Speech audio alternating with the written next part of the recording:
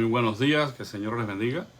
En esta mañana o tarde queremos felicitar a todos nuestros hermanos mexicanos por este día de 5 de mayo. El 5 de mayo que celebramos, porque todos la celebramos, la victoria del ejército mexicano sobre el ejército francés en Puebla. Y no solamente en México, en los Estados Unidos también se celebra este acontecimiento, porque fue un acontecimiento de mucha importancia. Pues haciendo un poquito de historia nada más para contextualizar en este punto, la batalla de Puebla ocurrió un 5 de mayo de 1862, después de que el presidente Benito Juárez proclamara la suspensión del pago de la deuda externa. México estaba en una condición tremenda, saliendo de una guerra, para ahora Juárez en la presidencia toma el país completamente en desastre y se ve obligado a proclamar que no se iba a pagar más la deuda externa. Pero habían tres potencias europeas que estaban involucradas en este asunto. Una era España, la otra Inglaterra y la tercera Francia. Y estas potencias europeas declararon la guerra a México. Pero hubo una reunión donde después que ellos llegaron a México y estaban preparándose para la batalla, pues se llegó a un acuerdo, el acuerdo de la soledad, porque fue firmado en esa población mexicana, la Soledad. Y allí se llegó al acuerdo entre los españoles y los ingleses y los mexicanos de que se podía hacer pagos para solucionar esta deuda. Pero Francia no aceptó esto y se dispuso a atacar al ejército mexicano con el fin de conquistar el país, evidentemente. Y allí en Puebla, con un ejército sumamente superior, personas, soldados expertos que habían participado en batallas anteriores, un armamento superior y el número de soldados también superior, decidieron enfrentar a un ejército mexicano que había sido prácticamente formado allí sin ningún tipo de recursos, solamente armas viejas. Personas que nunca habían empuñado un fusil fueron los que estaban formando el ejército improvisado de México. Pero el general francés, a cargo de esta batalla, decidió enfrentar a los mexicanos de frente cuando él vio que se habían tomado medidas, se había fortificado la ciudad. Él subestimó al ejército mexicano y atacó de frente a los mexicanos. Y allí fue donde se encontró con el gran fracaso, porque los mexicanos, cuando ya no tenían municiones, atacaban con piedras, hasta con balas de cañón a los franceses. Y el tesón nacional, el amor por México fue tan grande que ellos vencieron al ejército francés, el mejor ejército del mundo en aquel entonces. Así que imagínense usted la alegría y el gozo de estos mexicanos. Que por supuesto la batalla de Puebla no fue el fin de la guerra, pero a pesar de que continuó, los mexicanos ganaron y finalmente los franceses se tuvieron que regresar a su país. Lo que quiero mencionar aquí y resaltar es una frase que dijo el militar Ignacio Zaragoza de México cuando México gana la batalla de Puebla. Este hombre le manda una carta al presidente Juárez en la que se leía lo siguiente. Dice: puede ser que ellos sean el mejor ejército del mundo, pero nosotros somos los mejores hijos de México. Bendito Dios, lo que pueda hacer, ¿verdad?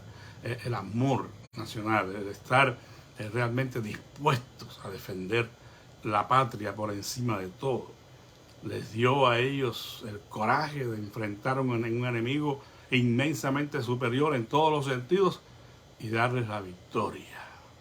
Puede ser que ellos sean el mejor ejército del mundo, pero nosotros somos los mejores hijos de México. Felicidades, amados hermanos mexicanos, por ese tremendo general que pudo decir estas palabras y que ha traído a nosotros hoy el gozo, la alegría de celebrar esta victoria. Ahora, esto cómo podemos en alguna manera aplicarlo a nuestra batalla de la fe. Porque también nosotros, los hijos de Dios, estamos enfrascados en una batalla, lo que la Biblia llama la batalla de la fe.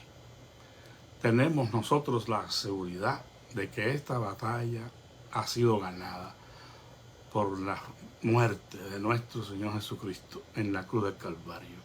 Y todos aquellos que han abrazado la fe en el Señor Jesucristo, se han arrepentido de sus pecados, han abrazado esa salvación, esa liberación tan grande que solo Dios nos ha podido dar.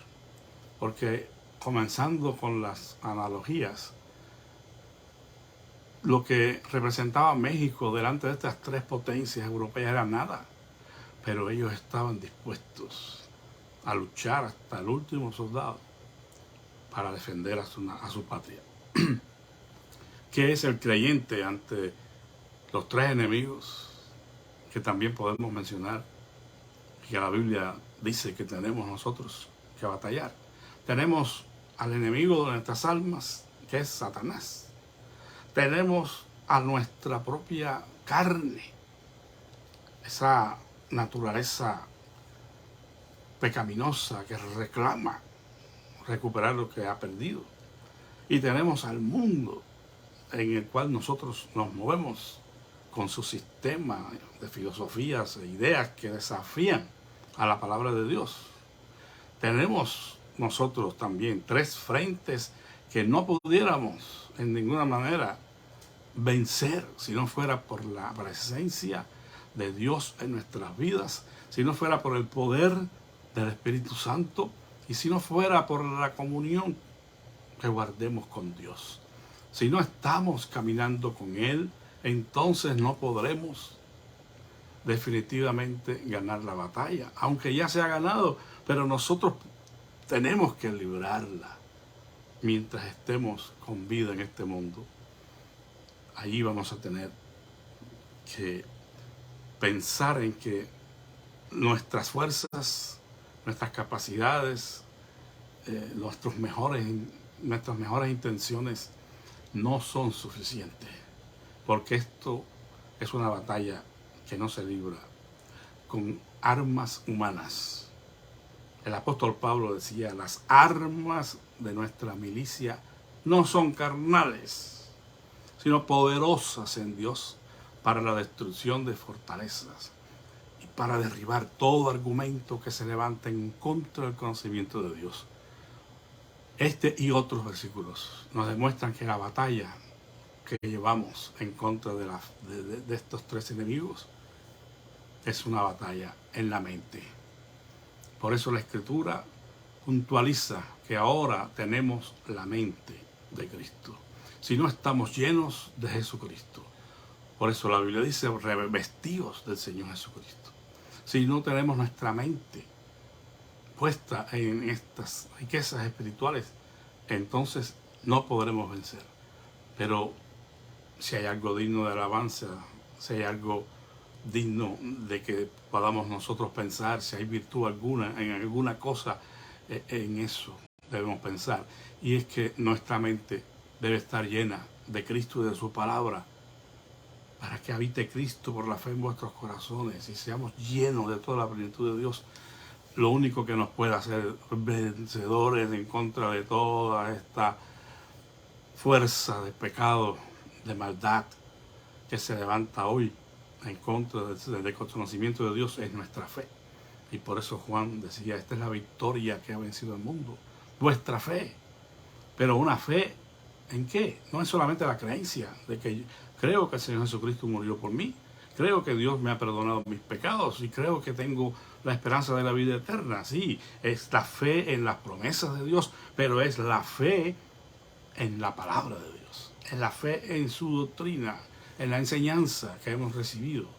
Esa fe que fue dada una vez a los santos, si nosotros no profundizamos en esa fe, si nosotros no indagamos acerca de lo que significa este libro santo que nos ha sido dado, seremos soldados enclenques y no podremos tener las fuerzas necesarias para enfrentar al enemigo de nuestras almas, para enfrentar las pasiones de la carne que batallan contra el alma, para enfrentar al mundo y su sistema filosófico que desafía a Dios. Tenemos que revestirnos del Señor Jesucristo, tenemos que ser llenos de toda la plenitud de Dios y tenemos que amar con todo nuestro corazón este libro donde se nos garantiza que es la palabra del Dios vivo que permanece para siempre. El cielo y la tierra pasarán, pero mis palabras no pasarán, dijo el Señor Jesús. Entonces, amados hermanos, definitivamente este mundo es superior. Este pecado amenaza con ahogarnos. Y podemos decir que Satanás es un enemigo real y muy superior a nosotros. Pero como dijera Zaragoza, ellos son los hijos, los mejores hijos de Dios, de México, pues nosotros somos hijos de Dios. Y como hijos de Dios podemos vencer al pecado, al mundo y a la carne. No hay manera en que podamos resultar vencidos si nuestras armas son las espirituales, las que Dios propone para nosotros.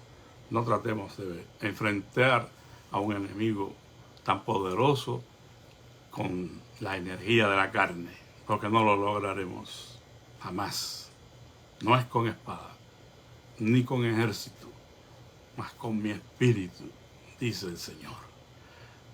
Es curioso que cuando Moisés todavía no había salido de Egipto, pero ya estaba teniendo un despertar en cuanto a su misión redentora, libertadora, encontró a un egipcio maltratando a un hermano hebreo y Moisés lo mató.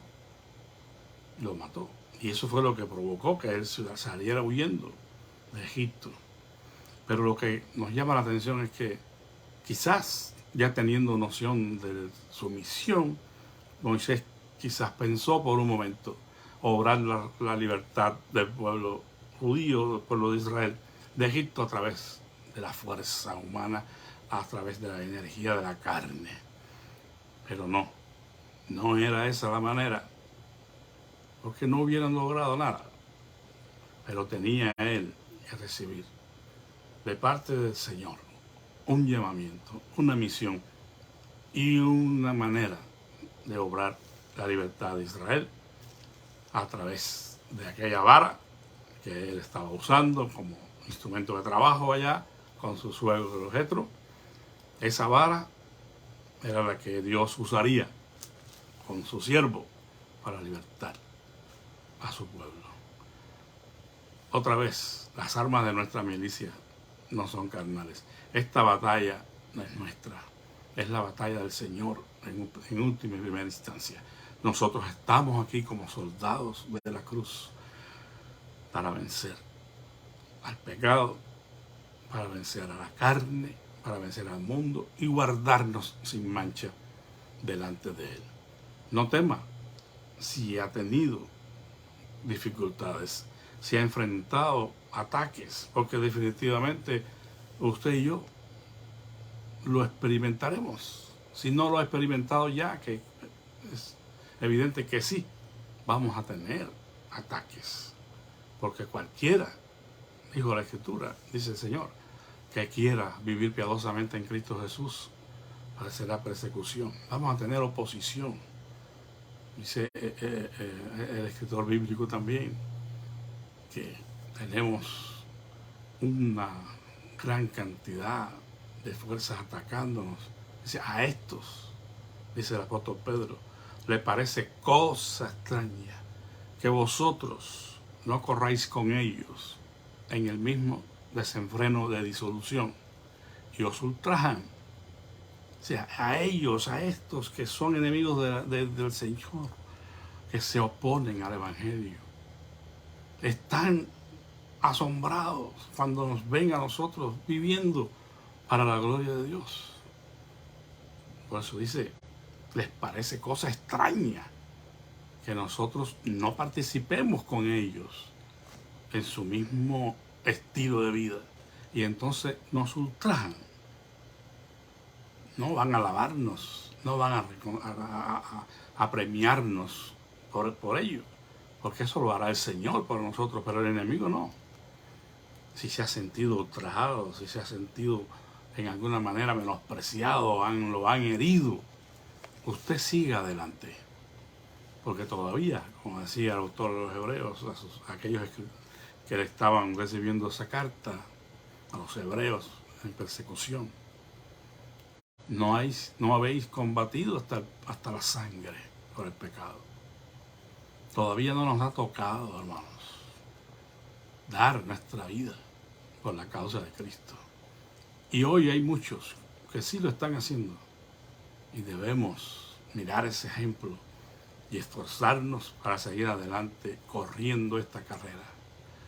Pero hagámoslo, como dice el autor de los Hebreos, puestos los ojos en Jesús, el autor y consumador de la fe. Que Dios les bendiga y una vez más, felicidades a todos nuestros hermanos mexicanos por este día 5 de mayo, donde recordamos esta gran batalla. Que Dios les bendiga. Les invito a que se una conmigo en una breve oración. Te damos gracias, Padre, en esta mañana por el privilegio de venir a ti y reflexionar un poco en tu palabra, Señor, y en este desafío que tenemos de enfrentar, Señor, a estas fuerzas que se oponen al Evangelio, que se oponen a nuestra vida victoriosa en Cristo. Te pedimos que nos ayudes a aferrarnos a ti y a tus palabras para que podamos resistir en el día malo, revestidos con la armadura tuya, Señor.